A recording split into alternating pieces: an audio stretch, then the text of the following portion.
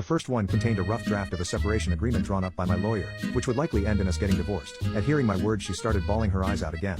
Her friend calmed her down and asked her what she thought I'd do. As she mentioned that during our conversation Beth had picked up on my cold demeanor and tone. Beth also suggested that my wife had pushed me too far when she humiliated me in front of our friends after I went to the trouble of organizing everything, which, it turns out, by my wife's admission, was something she'd wish I surprised her with. After my wife calmed down, I proceeded to explain that the second envelope contained a list of marriage/personal counselors and instructions for her to choose one. She was then given the ultimatum to choose one of the envelopes. I would be leaving Sunday morning to catch my first flight to the US, and she got until the time I returned to make the decision, as I refused to be spoken to and treated like I was that night. Add in the fact that she didn't see, and I'm still not sure she does, that her reaction was uncalled for and way over the top. Before she could respond, I told her in no uncertain terms that if she started screaming at me, that the second option would be immediately removed from the equation. I'd also reiterated that if I found out she was seeing someone else whilst I was away, option 1 would be selected by default. Update 2. I'm finally back home. I received messages, voicemails, emails, and missed calls, mostly from my wife and a few